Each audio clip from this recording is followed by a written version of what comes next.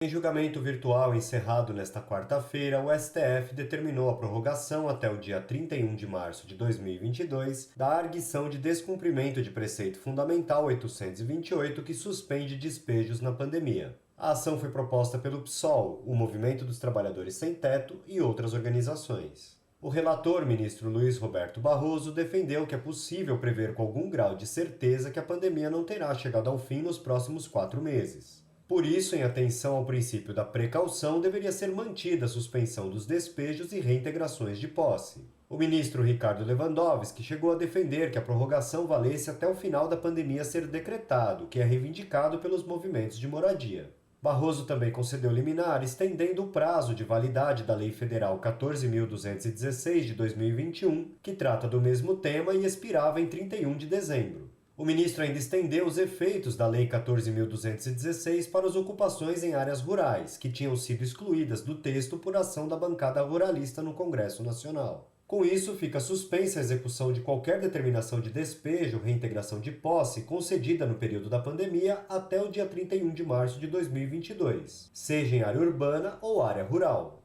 Também segue proibida a desocupação de imóveis alugados nos casos de inquilino com aluguel atrasado, fim do prazo acordado ou demissão de locatário em contrato vinculado ao emprego. Para o advogado e coordenador da Central de Movimentos Populares, Benedito Barbosa, o dito, a decisão é uma vitória dos movimentos sociais e da campanha Despejo Zero.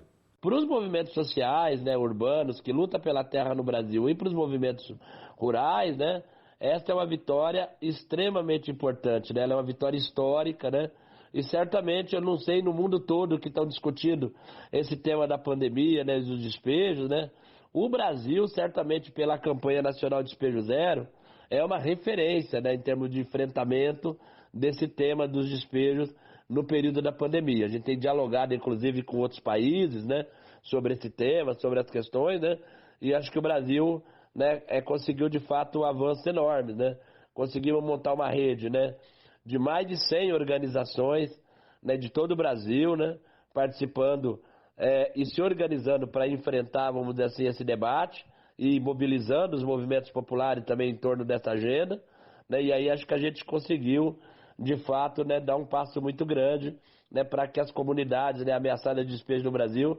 sofressem menos, em relação à questão dos despejos e dos conflitos fundiários. A doutora em Direito e professora do INSPER, Bianca Tavolari, destaca que a decisão é muito importante para evitar uma avalanche de despejos e que o Brasil foi um dos únicos países a demandar que esse tipo de medida fosse tomada via judiciário.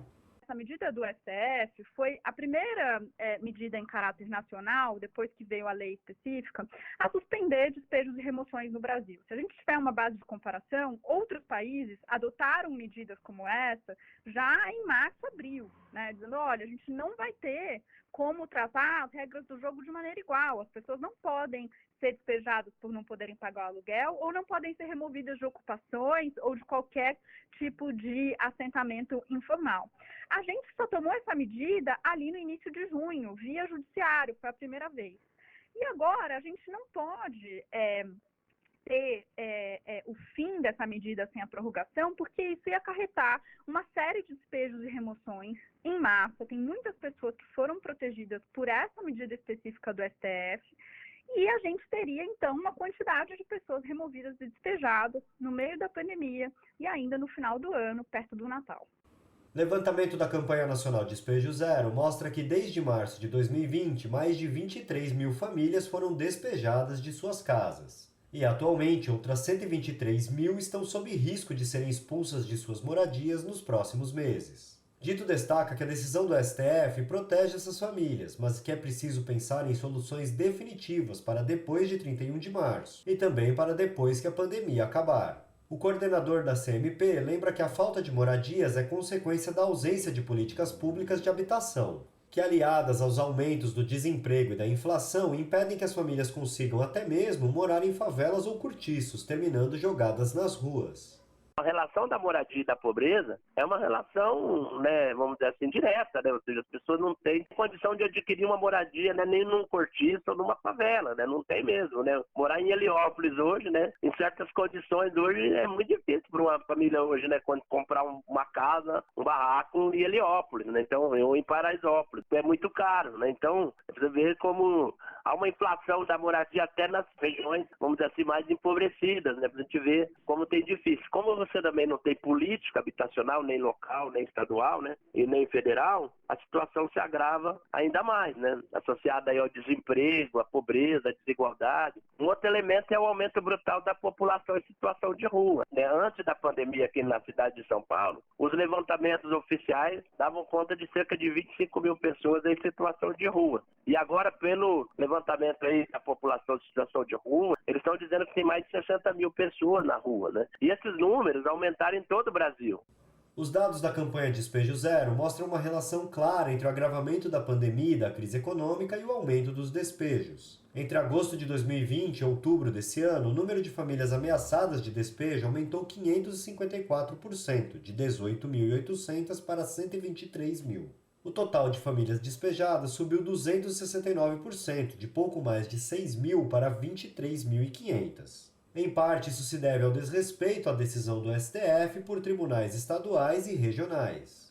Bianca aponta que existem exceções à proibição dos despejos, mas todas elas estão condicionadas à garantia de atendimento habitacional às famílias despejadas e que o STF deve deixar isso claro aos tribunais inferiores. O fato de ter a decisão do STF não assegura que as primeiras e segundas instâncias, que a Justiça Estadual, que a Justiça Federal, cumpra essa decisão. A decisão, ela tem vários condicionantes, né? Então, tem elementos ali, então a ocupação não pode ser posterior ao início da pandemia, se tiver em área de risco, tem critérios específicos, enfim, tem uma série de questões ali que vão trazendo algumas exceções.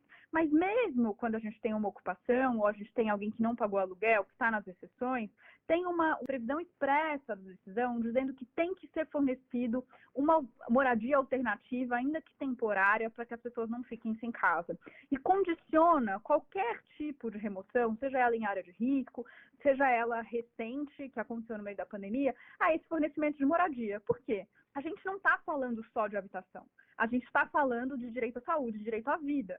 Então, a gente está mostrando que o ponto é proteger as pessoas, independentemente de como elas chegaram até lá. E isso vai ser discutido no judiciário em outro momento. E muitas dessas decisões não têm respeitado essa dimensão, né? Então, ainda que recaia nas exceções, né, que são várias na decisão do Barroso, é importante que a gente tenha isso muito claro, que o STF reforce essa ideia de que só é possível remover nos casos de exceção e, mesmo assim, tem que ter uma alternativa habitacional no caso das ocupações coletivas. Apesar disso, em pouco tempo de aplicação das normas contra despejos, a campanha Despejo Zero identificou ao menos 11 mil famílias em 81 comunidades que tiveram seus despejos suspensos. Rodrigo Gomes, Rádio Brasil Atual e TVT. Você está ouvindo Jornal Brasil Atual. As notícias que os outros não dão.